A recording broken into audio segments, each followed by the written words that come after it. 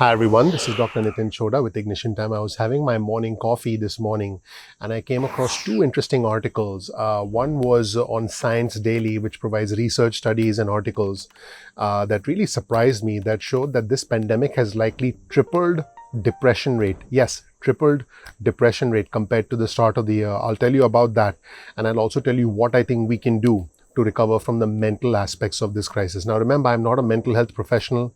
I'm a concerned citizen, and I want to provide you with some information here so that we can acknowledge the problem.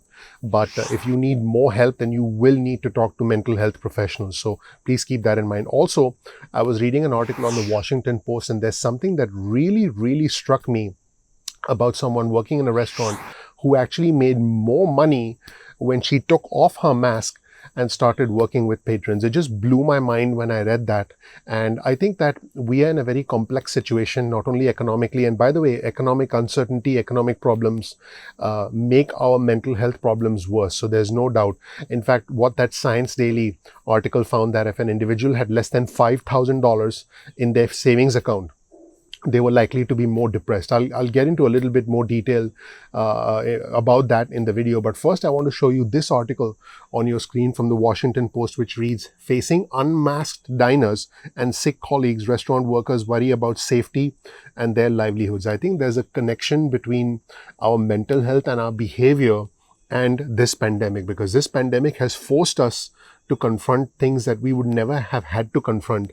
And when we confront things a certain way, it actually has an impact on other individuals as well. And I think we should be mindful of that. And I think that is how we can demonstrate our responsibility. In my opinion, this is not just about me. This is about my behavior, which in turn impacts other individuals, not just my family, but individuals around me, my colleagues, my neighbors, everything. So that's the way I look at it. So anyway, let's take a look at this article. This article reads, "Some have enough savings to try and ride out the pandemic without stepping back into restaurants and bars." I mean, I'm one of them. We haven't been to a restaurant or a bar, and that's that. But think about individuals who actually work in those industries, who depend on working in those industries for their livelihood in order to pay the bills. But some individuals like Lena Sklegel-Milch simply don't have that luxury. She's a 20-year-old. She's a junior at the University of Nebraska, and the job that she needs is in the restaurant industry. Now, she continues to work as a server, a cook, and a bartender at Thunderbird Brewing, where her father, Jamie, is the general manager. Now, there was something interesting about Lena that really struck me as I was reading the article this morning, and that's what I want to point out to you. Now, keep in mind that this incident or this information may be anecdotal, but I did think it was very interesting and worth noting, and I will present it to my viewers and subscribers. And I want you to tell me in the comment section below what you think of what I'm about to tell you, because it is pretty surprising. So since June 22nd, Governor Pete Ricketts did allow most Nebraska restaurants to operate at 100% capacity. And, the governor also encouraged but not mandated mask wearing amongst residents. So at Thunderbird Brewing, Lena said only about 10% of her customers wear masks at any given time in the restaurant. And this creates, this does create a real risk for transmission, especially when you're indoors and when you're in a closed sort of ventilation situation. So, I mean, that is proven. That is a fact. So those who did not wear a mask would sometimes mock Lena when she wore a mask. Okay. So those who didn't wear a mask actually mocked her when she didn't wear a mask. And they said, "You're wearing a face condom," I quote. And they explained that it doesn't protect you as much as you think it should. Yeah. I mean, I take a deep breath whenever I'm trying to digest the news. And if you've been watching my channel regularly, you'll have seen some of those facial cues by now. The camera doesn't hide anything. The camera always reveals everything. For my viewers and subscribers, when you see the speaker speaking, a lot of things that the speaker does sort of tell you about what's going on with the speaker. That's an interesting aspect of public speaking that I've learned over the years. So she said, "I used to talk back, but I have to make money somehow. So usually I just stay silent, because if you piss them off, then they're not going to tip you." Now, if you thought that was surprising, wait for the next part. Not only did she stop talking back, she also went one step further and she stopped wearing a mask. Her decision has led to some financial benefits for her. She used to make $30 to $40 a night in tips while wearing a mask, and now she makes $100 in tips every shift.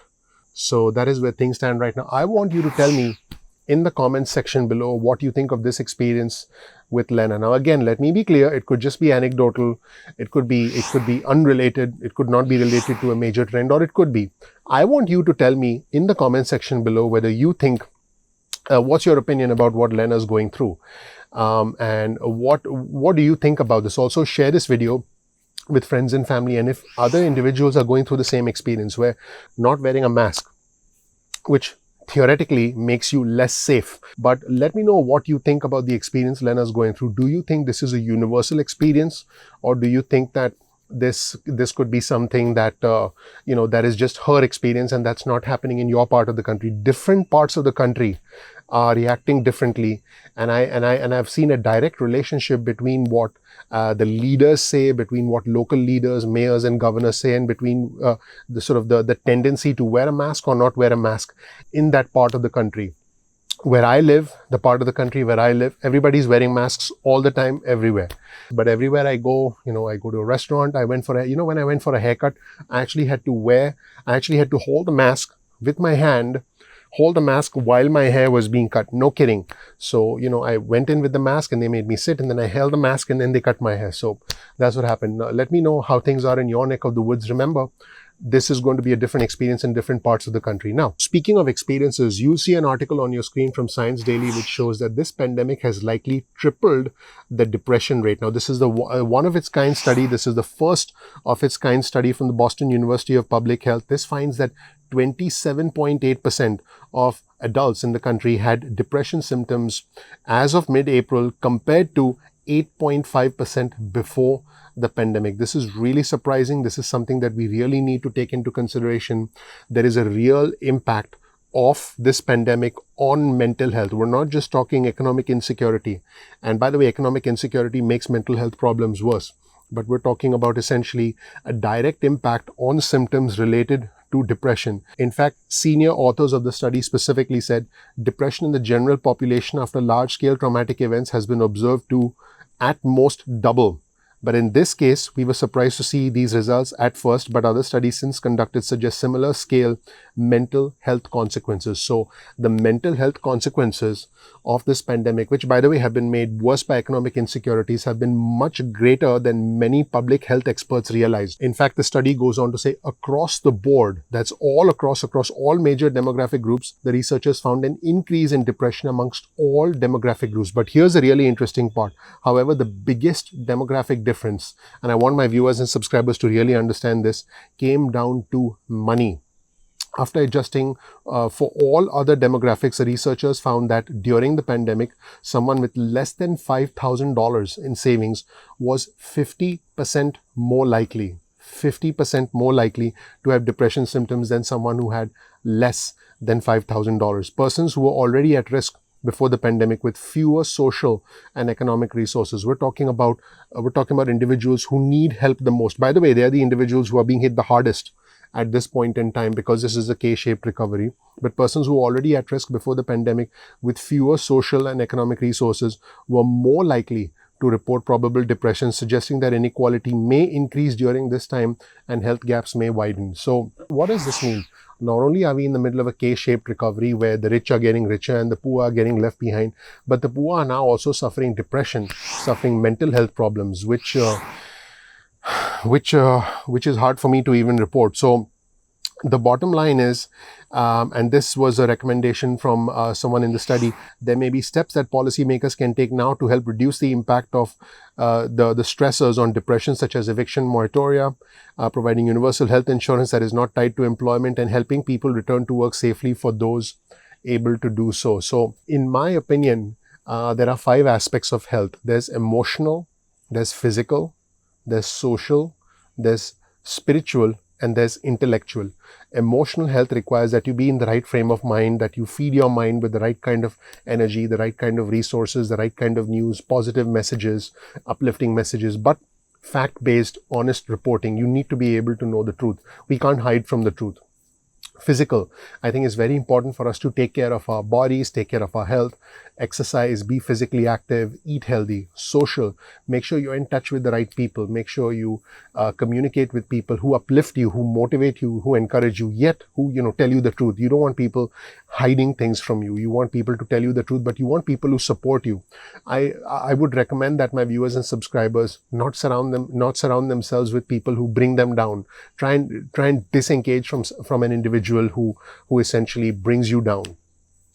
Spiritual, have some sort of a belief system. It could be religion, it could be anything that you believe in. It could be wanting to help someone else. The simple act of helping someone else gives us a sense of belief, gives us a sense of purpose, gives us a sense of satisfaction. Spirituality is not just about religion, it's about being purposeful. Just whatever your religious beliefs are is okay with me, but I want us to have some sort of a belief system that guides us, something for the greater good beyond just ourselves. And finally, intellectual. Challenge your mind with new information, new data, new resources. Use this time, if you can, to read information, read articles, follow YouTube channels like this one. Try and get access to high quality information so you can become a more knowledgeable citizen. That would be my advice. Now, again, keep in mind, I'm not a mental health professional.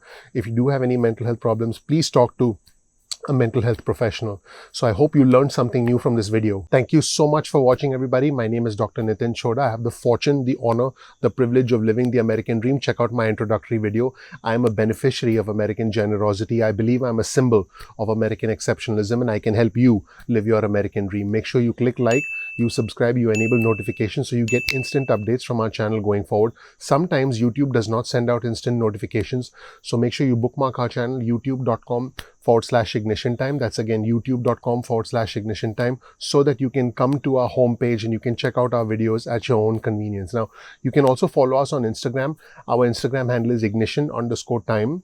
That's ignition_time. Make sure to follow us on Instagram. We do a lot of fun and interesting things on Instagram, specifically for our Instagram followers. Now, you can also get your cell phone out, send a text message with the word ignition or with the word time to 70,000. That's 70000, and you can get added to our SMS list. You can also get added to our email list. Go to ignitiontime.com/alerts. That's ignitiontime.com/alerts. You can opt out of our SMS list or our email list at any time. Remember, we release videos at 2 p.m. East Coast time most days of the week. So make sure you click like, you subscribe, you enable notifications. Thank you so much for watching. Once again, please click like, please subscribe, please enable notifications. And I'm looking forward to seeing you in the next episode of Ignition Time. Thanks.